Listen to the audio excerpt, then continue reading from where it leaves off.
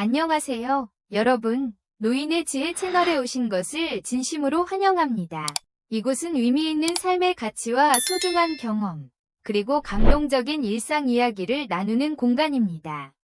저희 콘텐츠가 마음에 드셨다면 구독하기, 좋아요, 그리고 알림 설정을 눌러주셔서 새로운 영상을 놓치지 않으시길 바랍니다. 여러분의 응원이 저희에게 큰 힘이 되며 더 많은 흥미로운 콘텐츠를 제작하는 원동력이 됩니다. 진심으로 감사드리며 지금부터 오늘의 내용을 함께 들어보시죠. 여러분은 노후를 위해 얼마나 많은 돈을 준비하셨나요? 어떤 사람들은 생계를 유지하고 자녀를 양육하느라 목돈을 마련하지 못한 경우도 있을 것입니다. 반면 일찍부터 계획을 세우고 충분히 준비하여 꽤 많은 돈을 모은 사람들도 있을 것입니다. 물론 목돈을 갖는 것은 좋은 일이지만 현실은 생각보다 단순하지 않습니다. 우리가 가진 돈이 항상 안전하다고만은 할 수 없으며 그 돈이 온전히 나만의 것이라고 생각하는 것 또한 위험할 수 있습니다. 나이가 들수록 판단력과 기억력이 떨어지고 재정관리 능력도 예전만큼 뛰어나지 않을 때가 많습니다. 이로 인해 주변의 위험이 증가합니다. 이러한 위험은 단순히 보이스피싱과 같은 낯선 사람들의 사기뿐만 아니라 자녀나 지인처럼 가까운 사람들에게서도 발생할 수 있습니다. 실제로 많은 노인들이 믿었던 사람들에게 속아 평생 모은 재산을 잃거나 그로 인해 어려운 노년기를 보내는 경우가 적지 않습니다.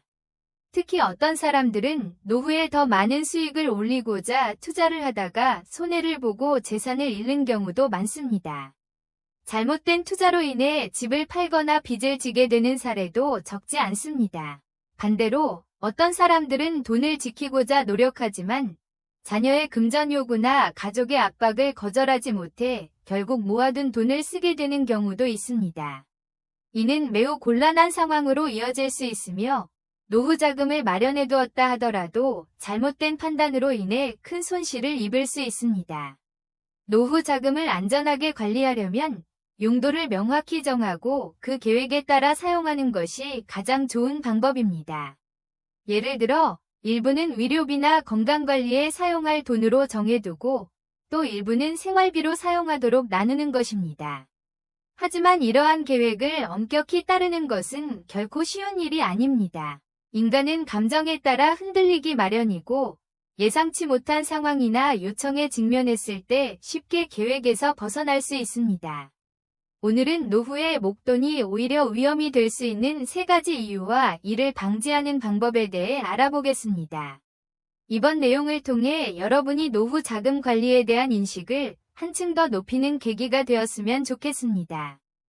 첫 번째 이유는 목돈을 잃게 되면 평생 동안 재정적으로 회복하기가 매우 어렵다는 점입니다. 한국에서는 새해가 되면 가장 잘 팔리는 부적 중 하나가 바로 돈 많은 부모 빨리 돌아가라 는 내용의 부적이라고 합니다. 이는 부모의 재산을 노리는 일부 자녀들이 부모의 생명을 가볍게 여기는 현실을 반영한 슬픈 이야기입니다. 이러한 사례는 단순히 이야기로 끝나는 것이 아니라 돈이 가족관계를 어떻게 변화시킬 수 있는지를 잘 보여줍니다. 목돈은 언제든 인출해서 사용할 수 있는 자산이기 때문에 통제가 되지 않으면 큰 문제가 될 수 있습니다. 나이가 들수록 판단력이 흐려지기 때문에 잘못된 투자에 손을 대거나 안타까운 마음에 자녀에게 돈을 건네는 일이 더욱 쉬워집니다. 이러한 상황은 목돈을 가진 노인들에게 큰 위협이 될 수 있으며 재산을 잃는 위험을 증가시킵니다. 따라서 노년기에 재산을 안전하게 보호하려면 명확한 재정 계획을 세우고 이를 철저히 실행하는 것이 중요합니다. 또한 가까운 사람들의 요청이나 권유에 대해 신중히 판단해야 합니다. 돈은 우리의 삶을 안정시키는 중요한 도구이지만 제대로 관리하지 않으면 많은 문제의 원인이 될 수 있습니다. 돈보다 더 중요한 것은 노후를 평화롭고 행복하게 보내는 것입니다. 돈이 가져다주는 안정감에만 의지하기보다는 삶의 진정한 가치를 찾고 누릴 수 있도록 노력해야 합니다. 연금을 정기적으로 받는 것이 큰 목돈을 스스로 관리하는 것보다 안전하고 안정적이라는 의견을 가진 사람들이 많습니다. 이러한 주장은 연금 제도가 잘 운영된다면 평생 동안 안정적인 수입원을 제공할 수 있기 때문입니다. 하지만 한국에서 연금 소득 대체율은 약 47%에 불과하며 이는 OECD의 권고치인 67%보다 낮습니다. 또한 미국의 81.3%와 비교했을 때도 매우 큰 차이를 보이고 있습니다. 이는 오직 연금에만 의존해 노후 생활을 유지하려는 사람들에게 커다란 도전 과제를 안겨줍니다. 실제로 노후에 재정적으로 가장 안정적인 사람들은 대개 공무원 출신인 경우가 많습니다. 이들은 안정적인 연금 제도의 혜택을 받기 때문입니다. 예를 들어 36년 동안 공무원으로 근무한 한 사람은 현재 매달 연금을 꾸준히 받고 있다고 합니다. 그는 돈 걱정을 전혀 하지 않으며 심지어 매달 받는 연금을 다 쓰지도 못한다고 말했습니다. 여유 시간에는 악기를 배우고 연주하며 자신의 삶을 여유롭고 의미 있게 즐기고 있다고 합니다. 이러한 삶은 많은 사람들이 꿈꾸는 이상적인 노후 생활의 모습이라 할 수 있습니다. 하지만 금융 전문가들은 큰 목돈을 소유하거나 오로지 실물 자산에 의존하는 것은 여러 가지 위험을 동반할 수 있다고 경고합니다. 이들은 목돈을 모든 것의 중심으로 여기는 사고방식이 시대에 뒤떨어진 것이라고 지적하며 목돈을 금융상품으로 전환하거나 정기적으로 수익을 창출할 수 있는 연금 형태로 만드는 것이 가장 효과적인 방법이라고 조언합니다. 또한 일부 연금 상품은 물가 상승률에 따라 지급 금액이 조정되기 때문에 연금 수령자가 시간의 흐름에 따라 재정적으로 불리해질 가능성이 낮습니다. 한편 연금의 중요성을 일찍이 깨달은 사람들의 사례도 있습니다. 한 사람은 젊었을 때부터 복지 혜택이 좋은 직장에서 근무하며 연금을 받을 수 있는 기반을 마련했습니다. 또한 모아둔 돈을 주식이나 다양한 투자처에 분산하여 운용했습니다. 이러한 모든 준비는 아주 어릴 때부터 신중하게 계획했던 것입니다. 지금 우리의 삶은 매우 만족스럽고 안정적입니다. 우리 자녀들은 우리가 얼마나 많은 자산을 가지고 있는지 모르며 유언장도 미리 작성하여 자녀들에게 자산을 공평하게 나눌 수 있도록 해두었습니다. 이러한 준비는 하루아침에 이루어지는 것이 아니면 젊었을 때부터 꾸준히 계획하고 실행해야 가능한 일입니다. 라고 말했습니다. 이와 같은 사례에서 볼 수 있듯이 노후를 준비하는 데에는 철저한 계획과 사전 준비가 필수적입니다. 특히 자녀들에게 자산 규모를 공개하지 않는 것이 불필요한 재정적 압박이나 기대를 피할 수 있는 현명한 선택입니다. 연금을 선호하는 사람들은 매달 조금씩이라도 꾸준히 들어오는 돈이 매우 소중하다고 강조합니다. 이는 재정 관리를 잘하지 못하거나 큰 금액을 다루는 데 익숙하지 않은 사람들에게 특히 큰 장점이 될 수 있습니다. 그러나 연금에 대해 부정적으로 바라보는 시각도 존재합니다. 일부 사람들은 연금 제도가 정부 정책이나 기업의 재정 상황에 따라 영향을 받을 수 있다는 점에서 불안감을 느낍니다. 이들은 미래에 받을 연금이 보장되지 않을 수도 있다는 우려를 가지고 있으며 연금 혜택이 제한적이거나 생활비를 충당하기에 충분하지 않다고 생각합니다. 예를 들어 연금 수령액이 예상보다 적거나 수령 기준이 변동될 가능성도 부정적으로 인식되고 있습니다. 결론적으로 노후 재정을 준비하는 것은 긴 시간이 걸리는 과정이며 신중한 계획과 노력이 필요합니다. 연금은 안정적인 수입원으로 좋은 선택일 수 있지만 유일한 해결책이 되어서는 안 됩니다. 연금을 다른 투자와 병행하고 자산을 효율적으로 관리하는 것이 안정적이고 풍요로운 노후 생활을 보장할 수 있는 방법입니다. 또한 자신의 자산 규모를 가족이나 주변 사람들에게 공개하지 않는 것이 불필요한 갈등을 피하고 재정을 안전하게 보호하는 데 도움이 됩니다. 명확한 계획을 세우고 이를 꾸준히 실행한다면 노후는 평화롭고 여유롭게 보낼 수 있는 인생의 중요한 시기가 될 것입니다. 어떤 분은 연금을 9년 동안 받고 있지만 그 금액은 기본 생활비에만 충당될 뿐이라고 합니다. 목돈이 없다면 월 300만 원의 연금을 받아도 생활이 빠듯하다고 말합니다. 노후의 풍요로운 삶을 살기 위해서는 연금과 목돈이 동시에 필요하다고 강조합니다. 연금만으로는 해외여행을 가거나 새 차를 구입하는 것도 어려우며 최소 1억 원 이상의 목돈이 있어야 안정적인 노후를 보낼 수 있다고 말합니다. 이렇게 연금과 목돈이 함께 있다면 더할 나위 없이 좋은 상황이 될 것입니다. 많은 사람들은 연금과 현금을 적절히 분배하는 것이 중요하다고 말합니다. 연금을 지급하는 기관을 100% 신뢰하는 것은 위험할 수 있다는 의견도 있습니다. 이는 연금기금이 고갈되거나 민간보험사가 파산하는 등의 가능성 때문입니다. 특히 전쟁이나 사회적 혼란이 발생할 경우 연금이 제대로 지급될 수 있을지 의문을 가지는 사람들도 많습니다. 따라서 연금과 현금의 비율을 나누는 것이 현명한 선택이라는 의견에 동의합니다. 또한 혼자 살던 어떤 지인은 퇴직연금을 수령한 지 1년도 채 되지 않아 돌아가셨는데 사용하지 못한 연금이 아깝다는 글을 남기신 적이 있습니다. 물론 연금의 일정 비율은 가족에게 지급되기도 하지만 그 금액이 많이 줄어드는 경우가 있습니다. 무엇보다 자신이 직접 사용하지 못한 것이 가장 안타깝게 느껴진다고 합니다. 참고로 국민연금은 노령연금뿐만 아니라 유족연금이라는 급여 혜택도 제공합니다. 이는 국민연금 가입자가 사망하더라도 가입기간에 따라 가족들에게 연금이 지급된다는 뜻입니다. 수령 금액은 가입기간에 따라 달라질 수 있으니 이를 참고하시는 것이 좋습니다. 노후에는 병원비와 같은 예상치 못한 비용을 고려해야 하므로 목돈을 마련하는 것이 필수적입니다.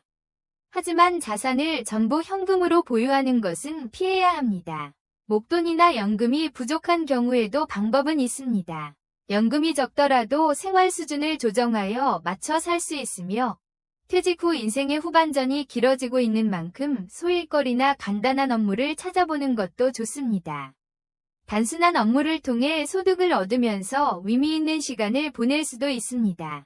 너무 힘든 일이나 위험한 일은 피하는 것이 좋으며 노후에 자격증을 취득하면 제2의 직업을 갖는 것도 가능합니다.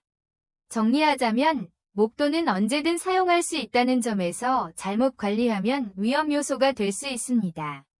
따라서 일정한 비율로 분배하고 함부로 쓰지 않도록 계획을 세우는 것이 중요합니다. 목돈을 모으지 말라는 뜻이 아니라 목돈이 있다면 병원비나 특정 용도로만 사용할 수 있도록 명확히 정해두는 것이 좋습니다. 예를 들어 병원비로 목돈을 정해두었다면 그 돈은 병원비 외의 목적으로 사용하지 않겠다는 원칙을 세워야 합니다. 누군가의 투자 권유나 자녀의 요구에 쉽게 넘어가는 것은 위험합니다. 목돈을 잘 관리하고 계획적으로 사용하여 노후에도 경제적 안정과 평안을 누리길 바랍니다.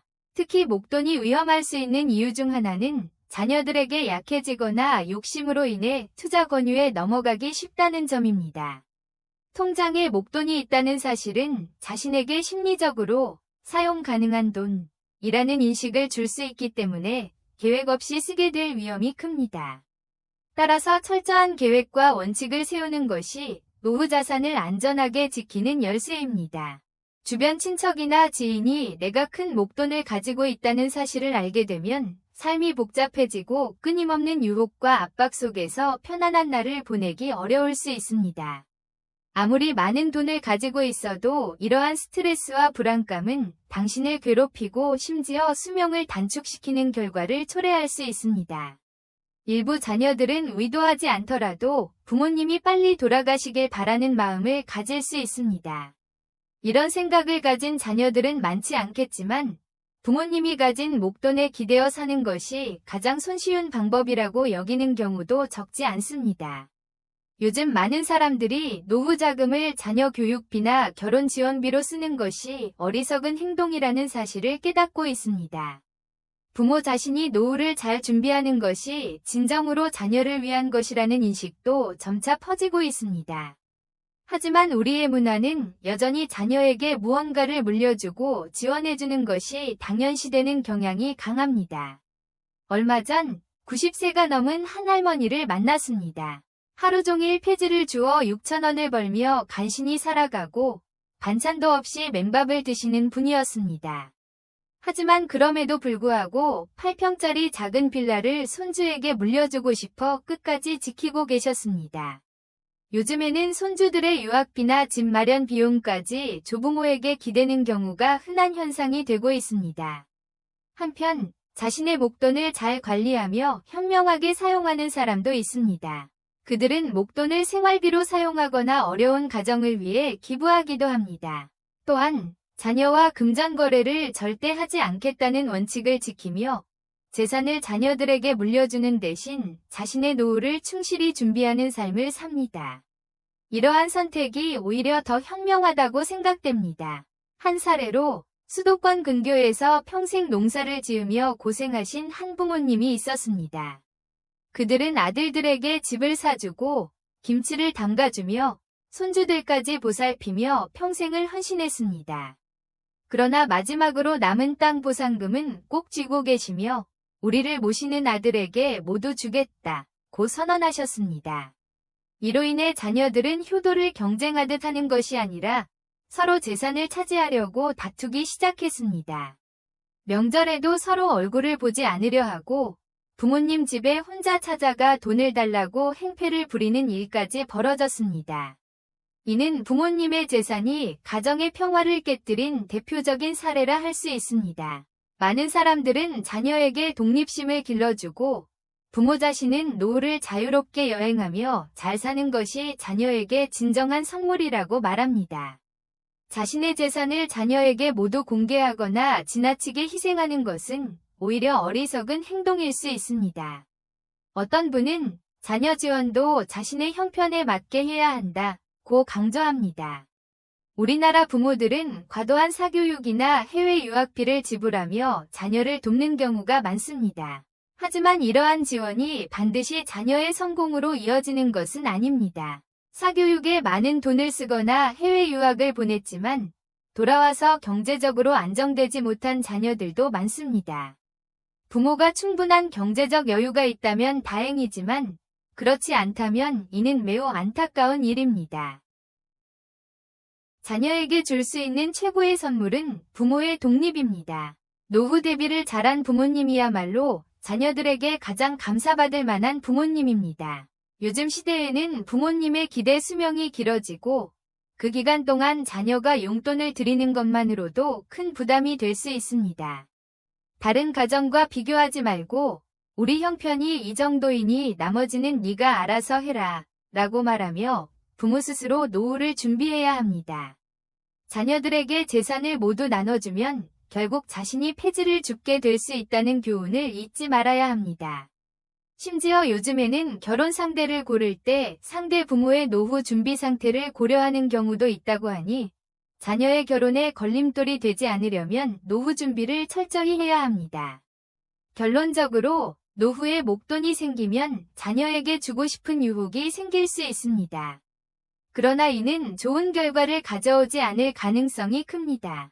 목돈을 만들 때 자녀에게 주지 않겠다는 다짐과 함께 무리한 투자도 하지 않겠다는 원칙을 세우는 것이 중요합니다.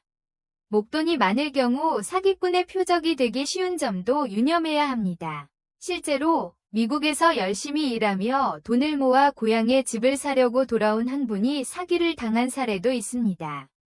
결국 이분은 재산을 모두 잃고 미국의 노인 아파트에서 여생을 보내다 돌아가셨습니다. 이는 목돈이 있다고 해서 무조건 안전하지 않다는 것을 보여주는 사례입니다. 돈을 가진 것만으로는 충분하지 않으며 이를 지키고 현명하게 사용하는 방법도 반드시 함께 고려해야 합니다. 큰 목돈을 소유하게 되면 이를 이용하려는 사람들의 표적이 되거나 원하지 않게 유혹에 빠질 수 있습니다. 흔히 주변의 친구, 가족, 심지어 낯선 사람들이 다가와 고가의 물건을 구매하거나 매력적인 투자 상품, 혹은 빠르게 부를 얻을 수 있는 계획에 참여하라고 설득하는 경우가 많습니다. 당신이 탐욕스럽지 않더라도 한순간 방심하면 이들의 유혹에 쉽게 끌릴 수 있습니다. 사기꾼들은 특히 노인의 판단력이 예전처럼 빠르지 않다는 점을 잘 알고 이를 교묘히 이용합니다. 따라서 목돈을 가지고 있다면 가장 먼저 해야 할 일은 절대적으로 비밀을 지키는 것입니다. 가까운 가족이라 할지라도 완전히 신뢰하지 않거나 명확한 계획이 없다면 금액을 공개하지 마세요. 욕심을 부리지 않고 자산을 비밀스럽게 관리할 줄 아는 사람은 사기꾼들이 가장 접근하기 꺼려하는 대상입니다. 세상에 공짜는 없다는 말은 진리입니다. 누군가가 절대 손해보지 않는 투자 기회를 소개한다면 그들이 왜 스스로 전 재산을 그 투자에 걸지 않는지 한번 생각해 보세요. 그들이 실제로 투자한 금액과 결과를 증명하라고 요구해 보십시오. 이러한 제안은 가능하면 피하고 명확한 위험 요소가 없는 안정적인 옵션을 선택하는 것이 좋습니다. 재정 관리를 넘어 고령자의 또 다른 중요한 문제는 판단력과 기억력의 저하입니다. 그렇기 때문에 건강한 정신을 유지하고 보호하기 위한 좋은 습관을 유지하는 것이 중요합니다. 첫째, 뇌 활동을 자극하는 활동을 지속적으로 하는 것이 좋습니다. 독서, 퍼즐 맞추기, 문제 해결 게임 등을 통해 판단력과 기억력을 향상시킬 수 있습니다. 둘째, 신체 건강을 유지하는 것이 필수적입니다. 뇌와 신체는 밀접하게 연결되어 있으므로 규칙적인 운동, 균형 잡힌 식사, 충분한 수면이 뇌 건강에 큰 도움을 줄 수 있습니다. 셋째, 새로운 도전에 나서보세요. 새로운 기술을 배우거나 강의를 듣거나 새로운 취미를 개발하는 것은 자신감을 높이고 뇌를 활발하게 유지하는 데 큰 도움이 됩니다. 넷째, 스트레스를 잘 관리해야 합니다. 스트레스는 판단력을 저하시킬 뿐만 아니라 전반적인 건강에도 부정적인 영향을 미칩니다.